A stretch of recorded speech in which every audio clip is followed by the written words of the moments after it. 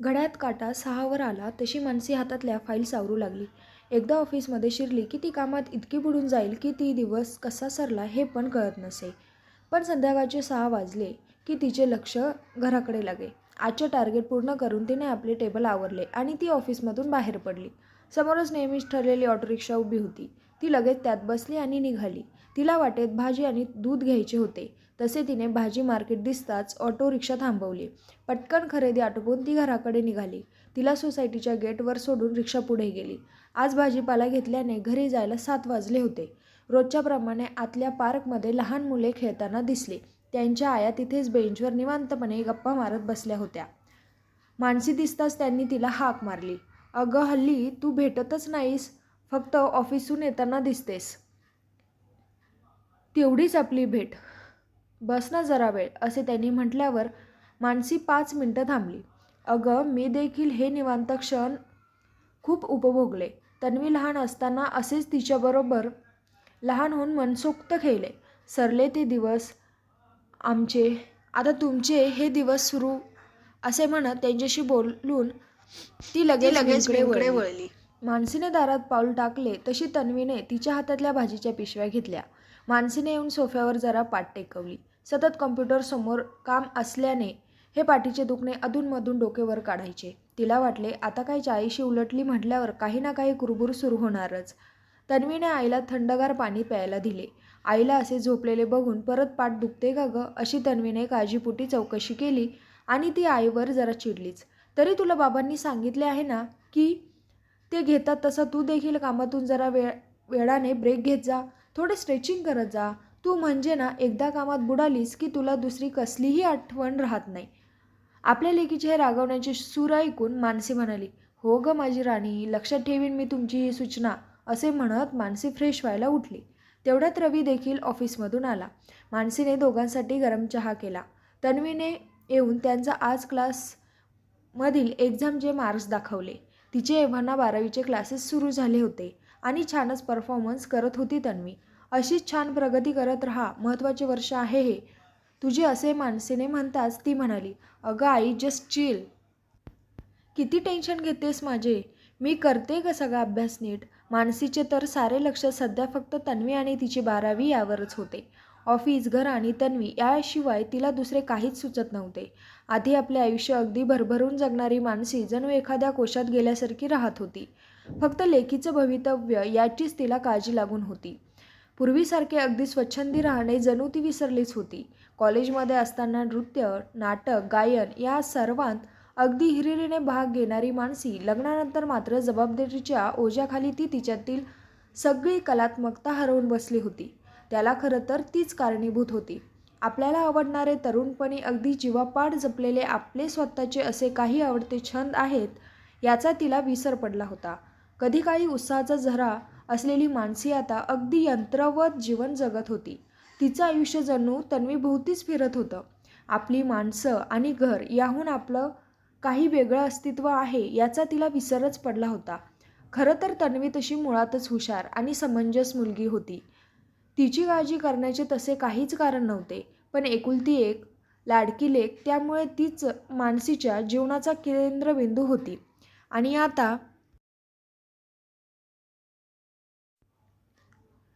आता तन्वी 12वीला आहे म्हटल्यावर तर तिने फारच टेन्शन घेतले होते. जणू काही ही परीक्षा तन्वीची नसून मानसीचीच होती.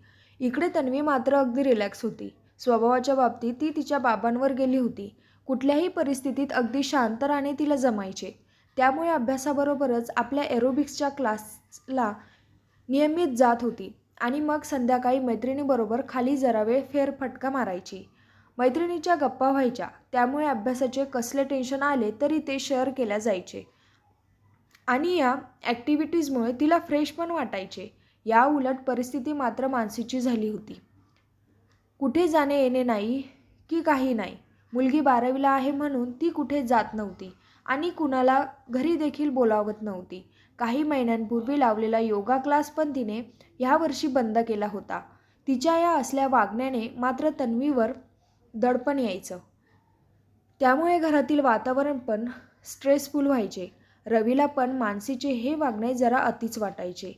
यातून आता काहीतरी मार्ग काढायला हवा असे तन्वीने आणि तिच्या बाबांनाही वाटत होते. आणि ते एका अशाच संधीच्या शोधात होते.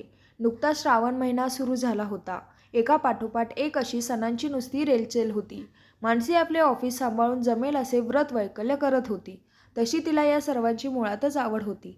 लहानपणी तिने आपल्या माहेरी आईला हे सर्व करताना पाहिले होते. त्यामुळे साहजिकच तिच्या मनात याबद्दल आस्था होती.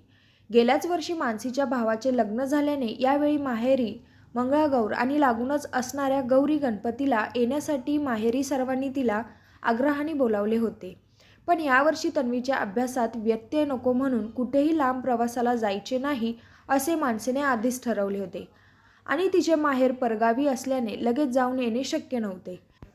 त्यामुळे जरा जड मनानेच तिने आपल्याला जमणार नाही असे आईला कळविले. इकडे त्यांच्या सोसायटीत देखील श्री गणेशाच्या आगमनाची तयारी सुरू झाली होती. दरवर्षीप्रमाणे यंदाही विविध सांस्कृतिक कार्यक्रम करण्याचे नुकत्याच झालेल्या सोसायटी मीटिंगमध्ये ठरवण्यात आले. या सर्व कार्यक्रमात मुलांबरोबरच मोठ्यांचा देखील बरोबरीने सहभाग असायचा. पूर्वी मानसी सर्व कार्यक्रमात अगदी आवडीने भाग घ्यायची. एक दोनदा गणेशोत्सवात कार्यक्रमाचे सूत्रसंचालन पण तिने केले होते. पण या काही वर्षात मानसीने या ना त्या कारणाने कशातही भाग घेतला नव्हता. आज ऑफिसहून येताना सोसायटीत तिला तिच्या सर्व सख्या एकत्र बसलेल्या दिसल्या. यंदाच्या कार्यक्रमाविषयी त्यांच्यात चर्चा चालू होती. यावर्षी काहीतरी वेगळे करायचे असा त्यांचा प्लॅन होता. मानसी दिसताच त्यांनी तिला आवाज दिला. तिची प्रिय मैत्रीण वर्षाने तर मानसीला गळच घातली की तिनेच काहीतरी छान कार्यक्रम सुचवावा, कारण मानसीच्या आयडियाज अगदी युनिक असायच्या. मानसीने मात्र तन्वीचे 12वी असल्याने यावेळी तिला जमेल असे वाटत नाही म्हणून स्पष्टच सांगितले. तरीही काही छान सुचले तर नक्की कळव आणि जमवण्याचा प्रयत्न कर असे तिला सगळ्यांनी आवर्जून म्हटले. घरी येऊन तिने याबद्दल रवीला सांगितले. रवीसाठी तर ही छानच संधी चालून आली होती. तो तर अशाच एका संधीच्या शोधात होता की जेणेकरून मानसीने उगाच ओढवून घेतलेला मानसिक ताण जरा कमी होईल. रवी अगदी खुशीत येऊन तिला म्हणाला, अरे वा, किती वर्षात तू कसल्या कार्यक्रमात भाग घेतला नाहीस. एरवी तर मला सारखी सांगत असायची की शाळा कॉलेजमध्ये असताना तू वक्तृत्व नाटक सगळ्यात भाग घ्यायचीस आणि तुला त्या सगळ्यांची किती आवड होती ते. मैत्रिणीने एवढे आग्रह विचारलेस आहे तर भाग घे नक्की. बघते रे, मी त्यात बिझी झाले तर उगाच तन्वीच्या रुटीनमध्ये खंड पडायचा असे मानसीने म्हणताच तन्वी लगेच बाहेर येऊन म्हणाली, छे ग आई, मी काय लहान आहे आता की माझे लहान सहान बाबतीत तुझ्याशिवाय अडेल. मला काही डिस्टर्ब होणार नाही, तू खुशाल भाग घे. तन्वीने असे म्हणताच मानसी म्हणाली, बरं आता तुम्ही दोघेही म्हणताय तर बघते काय करायचे ते. आणि ती एका नव्या उत्साहाने कामाला लागली. कार्यक्रमासाठी नाटकाची एक छानशी स्क्रिप्ट लिहायची असा विचार तिच्या डोक्यात घोळत होता. कॉलेजमध्ये असताना किती लिखाण करायचो आपण. लग्नानंतर सगळं सुटलं हळूहळू आणि मग जणू विसरच पडला आपल्याला या लिखाणाच्या छंदाचा.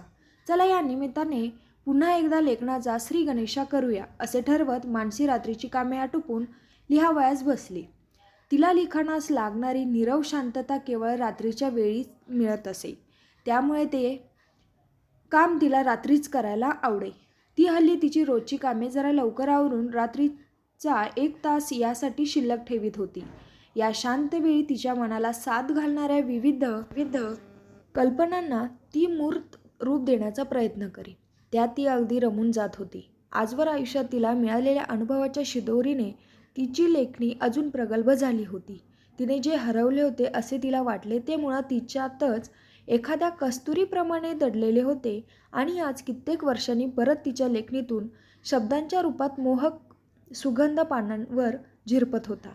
कित्येक वर्षांनी ती तिच्या मनाजोगं तिला खूप आनंद देणारं असं स्वतःसाठी काहीतरी करत होती आणि त्या निस्तब्ध शांततेत आजवर जबाबदारीच्या आड तिचं हरवलेलं सुख तिला अचानक गवसलं होतं. तिने सलग 1 आठवडा रोज थोडं थोडं करत एका नाटकाची छान स्क्रिप्ट लिहून काढली. संध्याकाळी ऑफिसहून येऊन सगळ्या मैत्रिणींना तिने आपली स्क्रिप्ट वाचून दाखवली. सगळ्यांना मनापासून ते नाटक आवडले. कित्येक वर्षांनी नाटकाचा प्रयोग त्या या वर्षीच्या गणपती उत्सवात करणार होत्या. मानसीच्या प्रयत्नांमुळे हा छान योग जुळून आला होता. सगळ्या मोठ्या जोमाने नाटकाच्या प्रॅक्टिसला लागल्या. सगळ्यांच्या वेळेनुसार रात्री घरची कामे आटोपली की सगळ्या एकत्र येऊन नाटकाची तालीम करत. मानसी तर या वेळेची अगदी आतुरतेने वाट बघायला लागली. नाटकाची तालीम करता करता मैत्रिणीच्या हास्यकल्लोळात ती स्वतःच्या काळज्या चिंताही विसरून जात. तिचं हे आधीसारखं आनंदी राहणं रवी आणि तन्वीला खूप सुखावत होतं. त्यांच्या पण मनाजोगे झाले होते आणि मानसीच्या आनंदी राहण्याने घरातील आधीचे तणावपूर्ण वातावरणही आपसुकच निवळले होते. इकडे रोजच्या रियाजामुळे त्यांचे नाटकही मस्त बसले होते आणि त्यामुळेच गणेशोत्सवात त्यांनी नाटकाचे अप्रतिम सादरीकरण केले. या नाटकाच्या यशाचे सारे श्रेय मैत्रिणींनी मानसीला दिले. तेव्हा मात्र तिने उलट मैत्रिणींनीच तिला पुन्हा लिखाणाची प्रेरणा देऊन तिचा हरवलेला छंद परत मिळवून दिल्याबद्दल त्या सर्वांचे मनापासून आभार मानले.